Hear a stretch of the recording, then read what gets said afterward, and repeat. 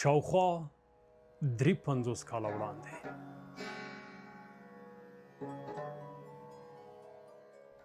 دا 1952 کال دی. د سرطان 26مه شپه ده. د اوړي ګرمي خوره ده. کابل آرام او خلک ویده وو. خو افغانستان یو لوی سیاسي بدلون ته چمتو کېده. چیرې چې نه جګړه وشوه، نه د ډزو غږ واورېدل شو، نه وینه توی شوه، نه ښار وران شو، خو صرف واک بدل شو. د سهار په رڼا کې خلک پوه شول چې سلطنت په جمهوریت بدل شوی. سردار محمد داود خان د شاهي نظام پر ضد سپینه کودتا کړې وه. سلام، ستړي مه شئ. په دې ویډیو کې د داود خان د سپینې کودتا کیسه او شالید راسپړو. د دې ویډیو تاریخي معلومات له بېلابېلو معتبرو تاریخي سرچینو، خبري راپورونو او مستندو لیکنو راټول شوي دي. داود خان د ځوان افسرانو په مرسته د خپل د تره زوی محمد ظاهر شاه د 4 لسیزو شاهي نظام نسکور او د لومړي ځل لپاره یې په افغانستان کې د جمهوریت بنسټ کېښود. ډیری خلک د داود خان نظام جمهوري نه بولي، ځکه دوی وایي چې د هغه حکومت د خلکو د رایو له لارې نه، بلکې د کودتا په نتیجه کې رامنځته شوی و. د داود خان کودتا ناڅاپي نه وه، بلکې د ډیر وخت پلان و. هغه د پوځ له ځوانو او وفادارو افسرانو سره پټې اړیکې جوړې کړې وې، په ځانګړي ډول د ټانک چلوونکو، کومانډو ځواکونو او همداسې له ځینو نورو مهمو نظامي واحدونو سره. تر کودتا دمخه د داود خان هدف دا و چې د حکومت مهم مرکزونه په یوه شپه کې ونیول شي، پوځ کنټرول شي او دولت فلج شي. په همدې وخت کې د افغانستان دننه ځینې سیاسي جریانونو هم غیر مستقیم اغیز درلود، ځکه هغه وخت د پوځ دننه د بدلون فکر پیاوړی شوی و. محمد داود خان له کلونو راهیسې له واکه لرې شوی و او باور یې درلود چې افغانستان یو قوي مرکزي حکومت ته اړتیا لري. هغه په شاهي نظام کې موجوده دیموکراسي کمزورې او ناکامه بلله او ویل یې چې نظام په یو فاسد طبقاتي جوړښت بدل شوی دی. همدې شرایطو کودتا ته زمینه برابره کړه.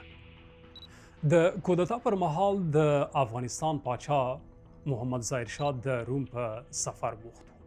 هغه د سترګو د درملنې لپاره ایټالیا ته تللی و. د بریټانیا سنډي ګارډین خپرونه لیکي چې د محمد ظاهر شاه د سترګې معمولي عملیات د افغانستان برخلیک بدل کړ. هغه وخت د ظاهر شاه په نشتون کې په کابل کې د مهمو چارو سرپرستي د هغه د تره د زوی سردار ولي پر غاړه وه. همدا د قدرت تشه د کودتا لپاره تر ټولو ښه موقع وه.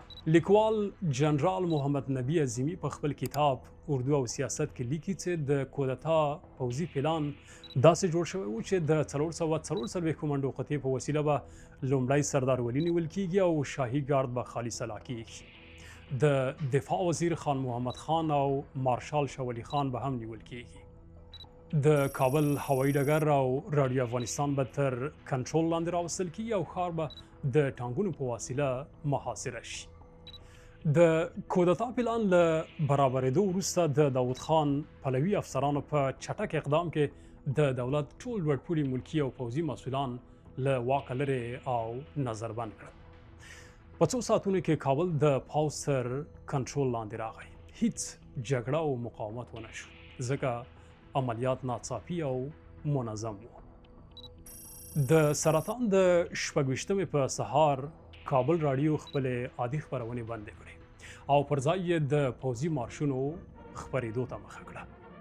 وروسته پر کابل راډیو د سردار محمد داود خان ویناو د جمهوریت اعلامیه خپره شوه.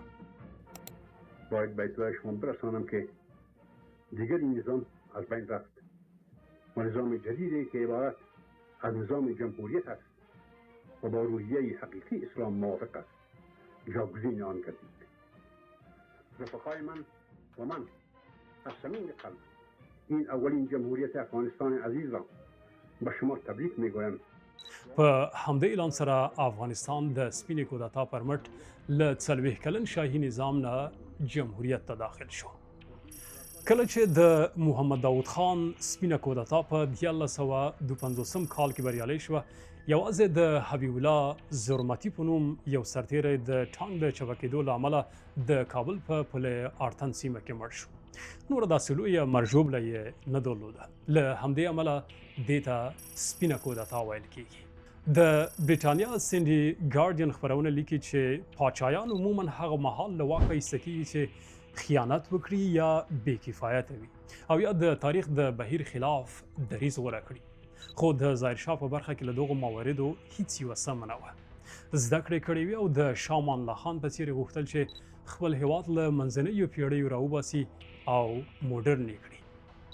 له کودتا وروسته محمد ظاهرشاه خپل استعفا لیک له ایټالیا نه کابل ته ولېږه. محمد داود په لومړیو کې له ځینو کین اړخو ګوندونو لکه د افغانستان د خلق دیموکراتیک ګوند سره هم کار وکړ او هڅه یې وکړه چې هیواد له فقر او وروسته پاتې والي راوباسي. خو وروسته یې له ایران او سعودي عربستان سره د اړیکو نږدې کول مسکو ناراضه کړ. په 1950 کال کې هغه اړ شو د خلق او پرچم مشران بندیان کړي چې وروسته دغه وضعیت د ثور د اومې کودتا لامل شو. محمد داود خان د خپلې 15 کلنې واکمنۍ پر مهال د افغانستان د عصري کولو پلان، د ښځو د خوځښت، اقتصادي پلان جوړونې او لویو فابریکو جوړولو هڅې وکړې. داود خان د 1950 کال د ثور په 9 نیټه د کودتا کوونکو لخوا د خپلې کورنۍ له 18 غړو سره په ارګ کې یو ځای ووژل شو. د 1952 لمریز کال د سرطان 26مه د افغانستان په تاریخ کې یوه داسې ورځ وه چې له هغه وروسته ګڼ سیاسي بدلونونه رامنځته شول.